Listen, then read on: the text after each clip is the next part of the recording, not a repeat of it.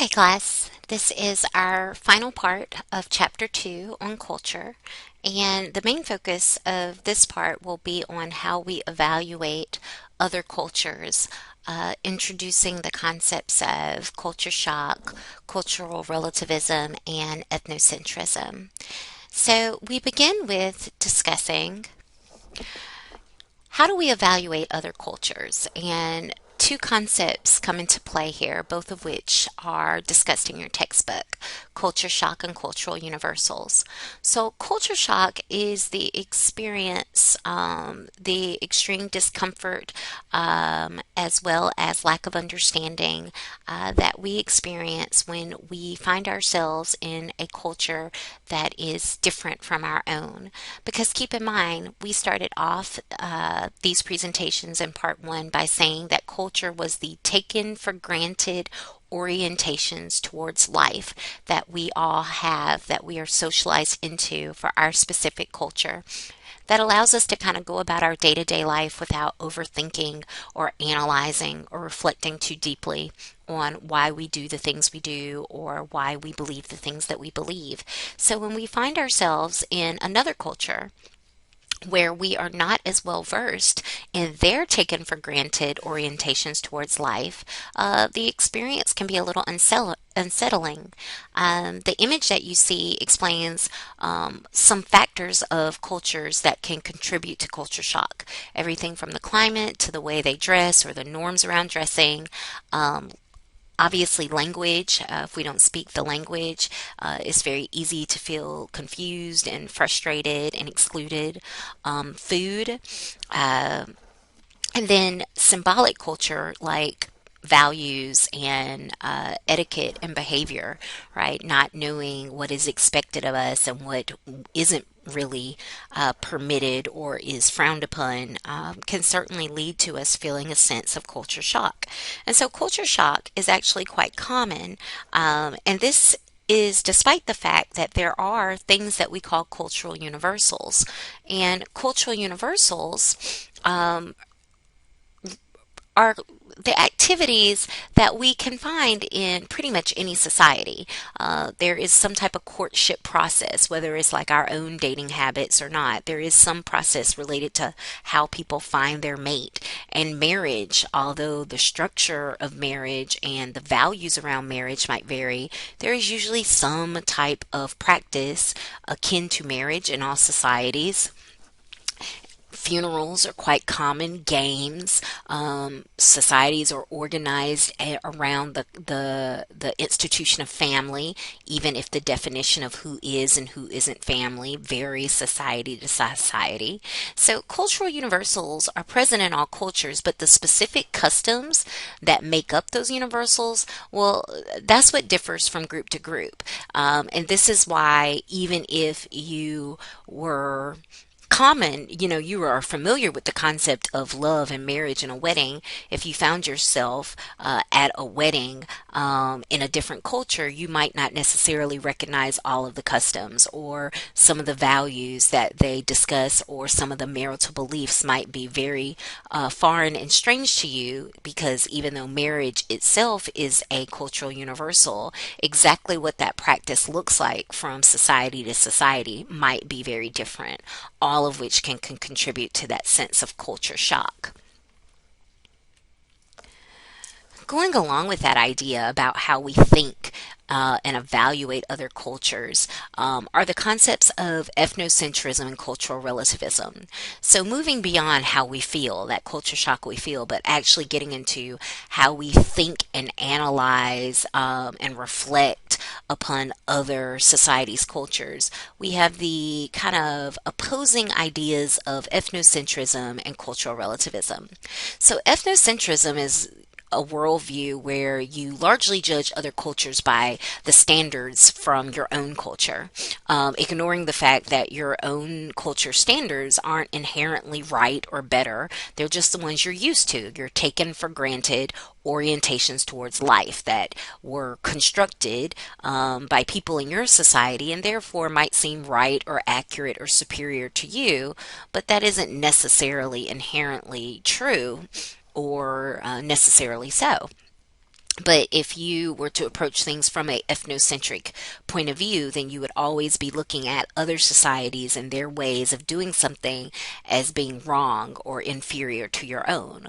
Cultural relativism is a worldview where you try to understand the practices of another society sociologically in terms of that society's own norms and values and not your own society's norms and values. So, we're going to have a couple of more slides looking at cultural relativism in particular.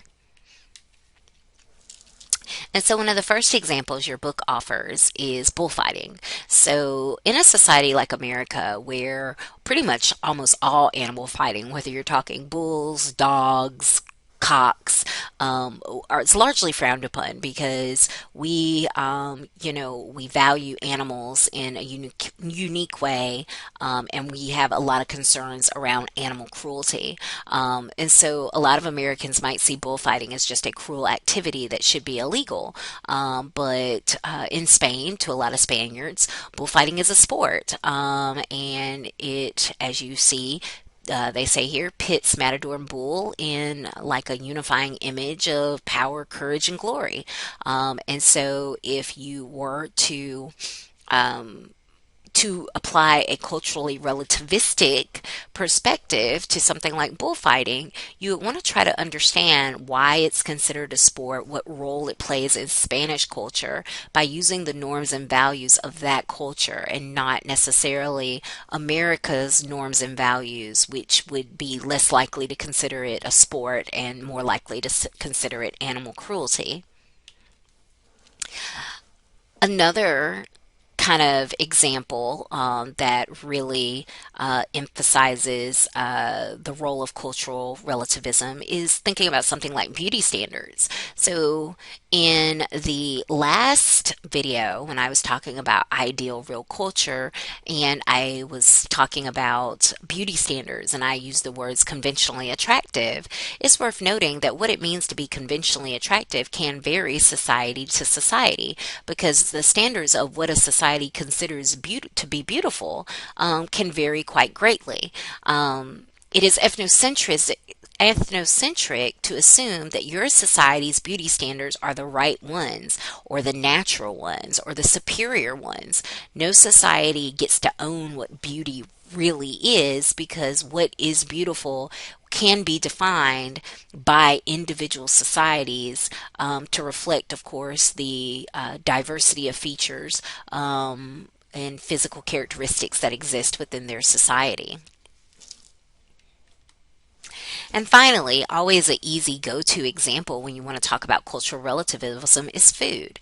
Because in America, if you're not vegan or vegetarian, you eat some type of meat. And there are certain types of meat that we have classified as being okay, normal. Like, if you eat steak and hamburger, it's because we're like, oh, it's totally acceptable to eat cows. And if you eat chicken, it's totally acceptable to eat chicken. And in North Carolina, where barbecue is huge, then it's totally acceptable to eat pig. But in Peru, where they serve guinea pig, versus in America, where guinea pigs are largely just pets. There's this sense of like, ew, that's disgusting. Well, that's a very ethnocentric way to view it. The idea that we have kind of labeled certain types of animal flesh and meat as being acceptable to eat, and other types, whether it's guinea pig, whether it's horse, whether it's rat, whether it's dog, as being unacceptable, that just reflects the norms within our society. You have to acknowledge that other societies might see things very differently. Other cultures where they find religions where they don't eat pig at all.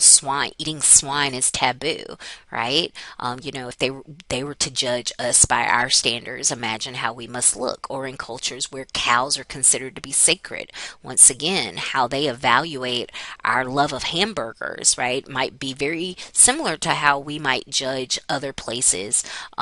if they eat animals that we consider to be lovable pets, like guinea pigs. And so the whole idea here is understanding that when it comes to stuff like food and dress and beauty and leisure activities, being able to understand and evaluate other cultures requires us to approach it from a cultural relativistic lens and less of an ethnocentric one.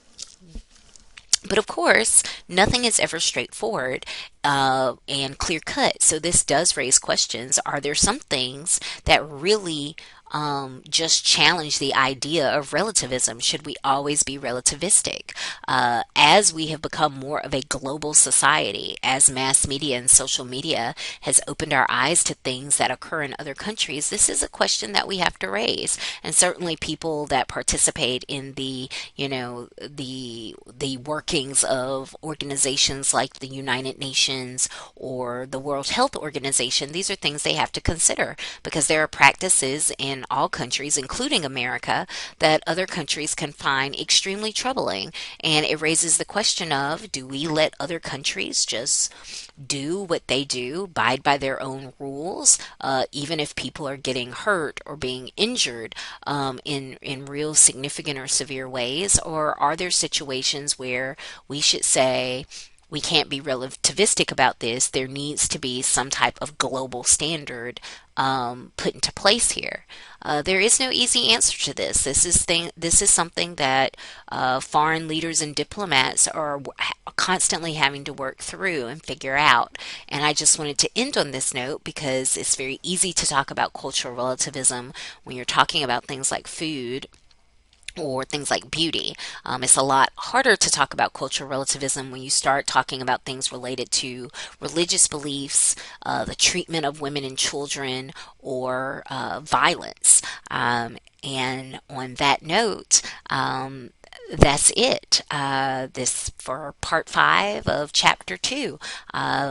Please review all of the videos that I've provided. Please take good notes and be ready to be quizzed on this material.